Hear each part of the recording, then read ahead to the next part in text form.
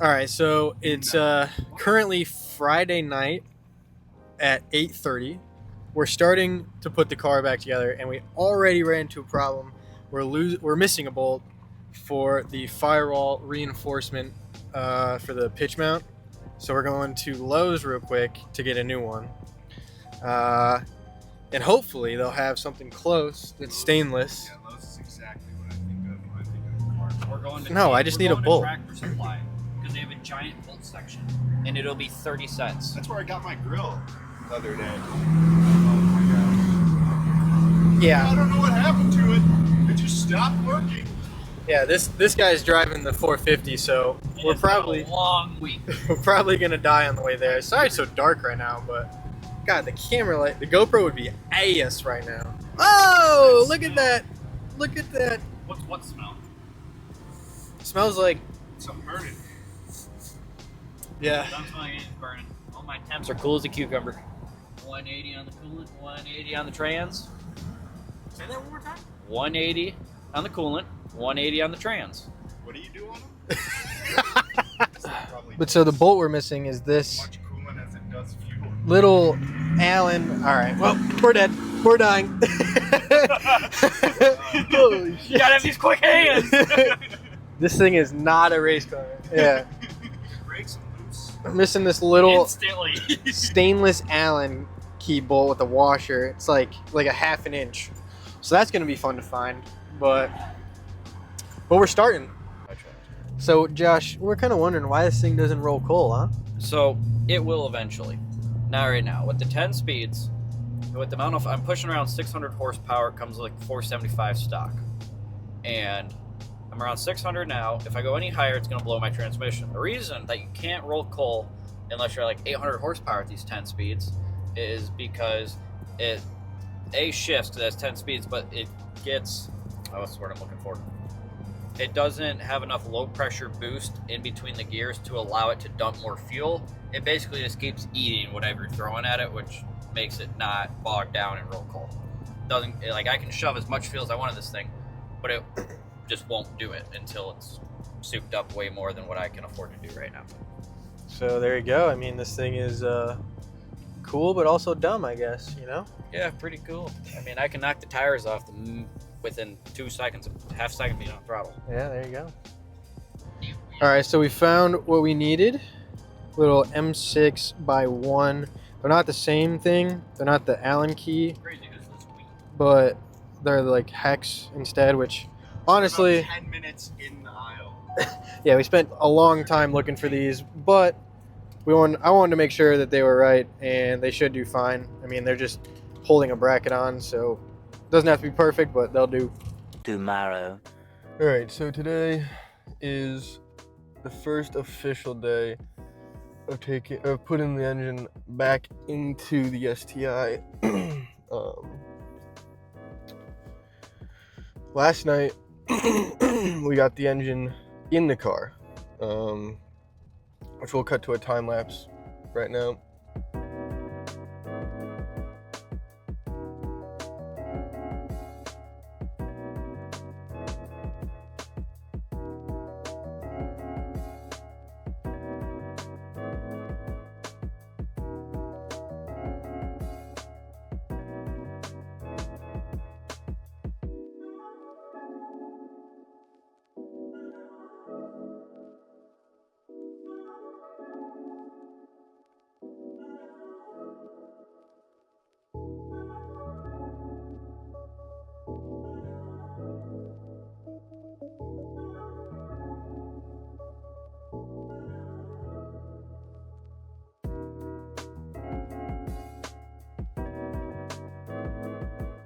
So last night we got the engine in the car.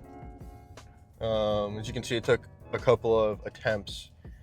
Basically, what happened is the rear of the engine, we put the chain too loose, so it really wasn't holding the rear of the engine. It was just kind of tilted the wrong angle. So we had to, basically what we did was we took a ratchet strap and tied it to the chain and the crane hook, and just crimped it up from the back until it started to come up a little bit, and that gave us the right angle. And it's funny because in the video you can see as soon as Josh leaves the garage, as soon as he disappears from the time lapse, we got the engine in. It was so funny. We literally couldn't get it in. What do you mean by that? And it was just kind of fighting us a little bit on the angles and everything. And then as soon as he left the driveway, it was in. It was crazy. But yeah, so we got the engine in. Nervous that something else is going to get messed up. But in theory, the car should be running by the end of the day. Still waiting on the tune. He said it's done, but he just needed the serial number for my access port, which I gave it to him yesterday. So hopefully he'll get it to me today. Other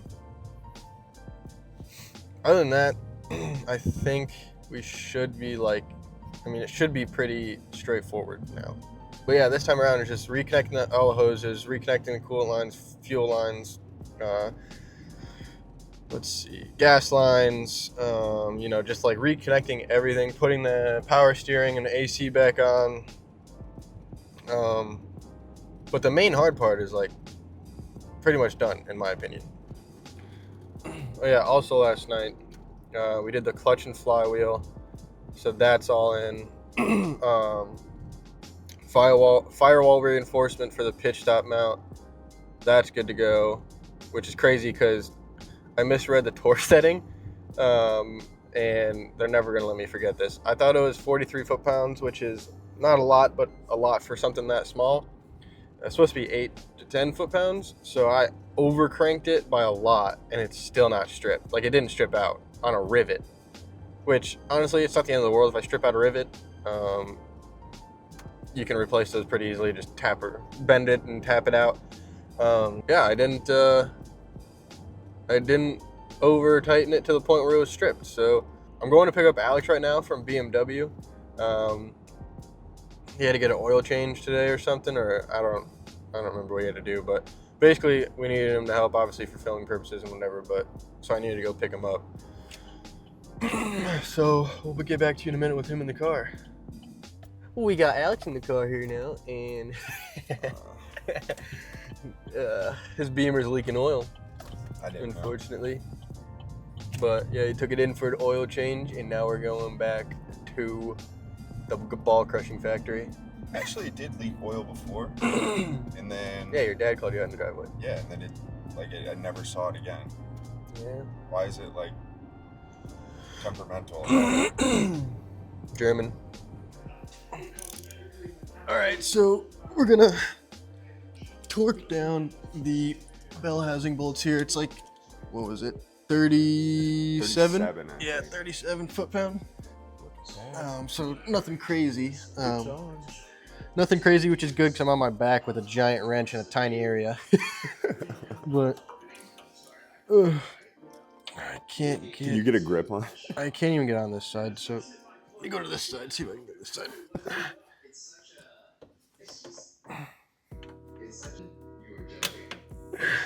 Well, that one's good. What the fuck?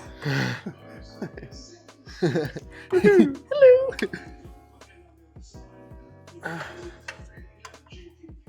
Dude, it'd be way easier to get it from the top. Well, some of these you can't. Like, there's That low. one, the top one's from the top. Well, yeah. Going all the way up. I mean, here. I'm feeding this up. See if you can reach it. Can you push it toward the back of the car? Okay, try that. Nah, it's just rounding on it. Yeah, there's nothing. What about?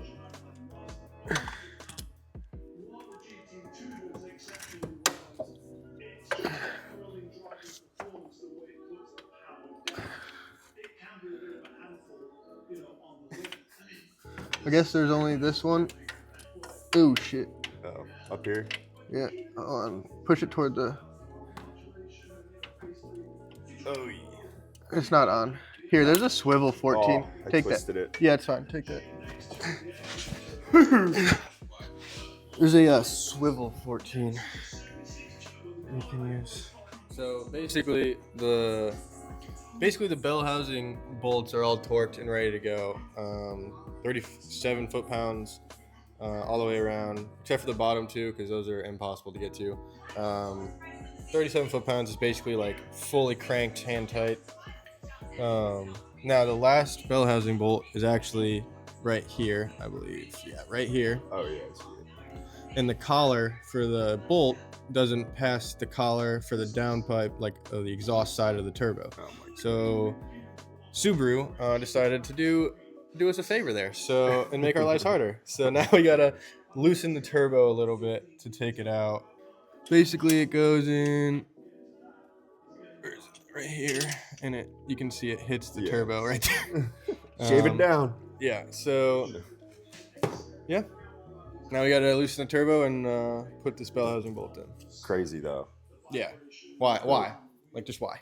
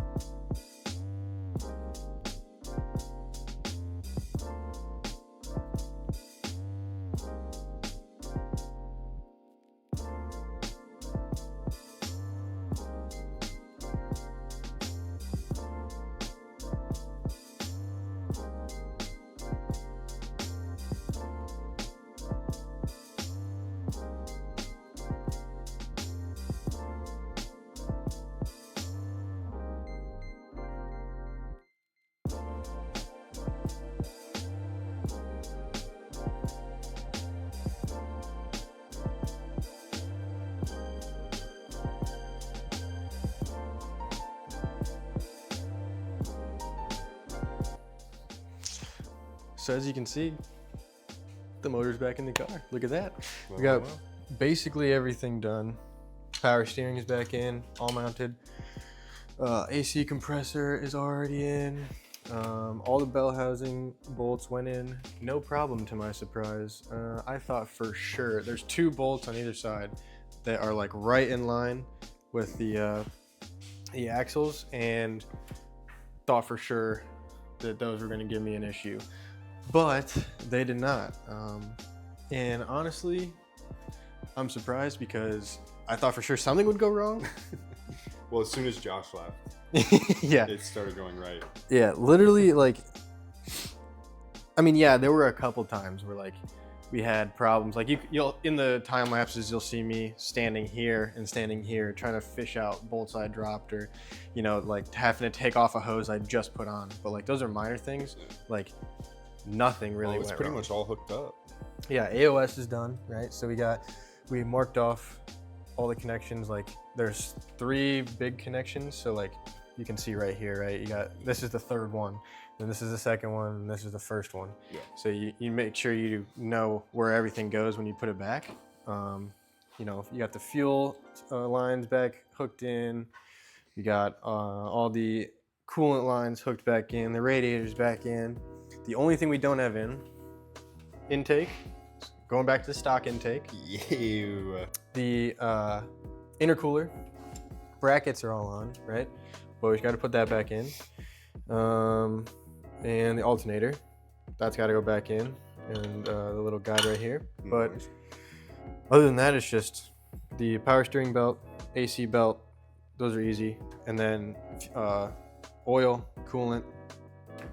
Then she's ready to start. The only thing that kind of sucks is that I needed the serial number for my access port, but I was in Columbus and then my dad was out of town, so no one was here to like get the serial number off of it. And the tuner that I get it from is currently out of town. As he would be when you want Yeah, it. pretty perfect timing. So, yeah, we're gonna maybe start it tonight, or maybe just wait until I'm coming home again in 2 weeks. So that'll be when maiden voyage takes place. Yeah, sure. But other than that, everything is pretty much ready to go.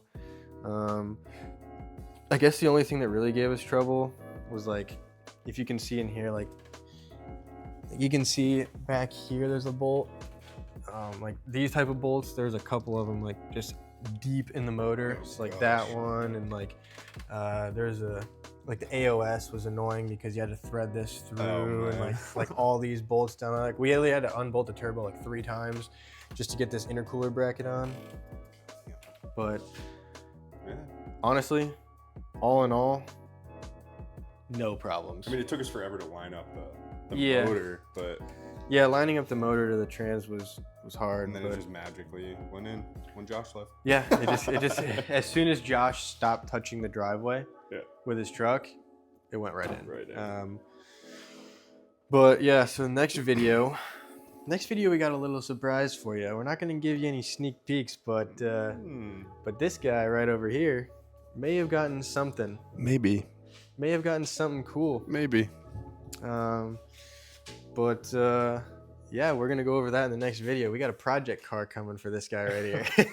It's his daily now, but it's a project car too. He's gonna autocross it, so When my money comes back.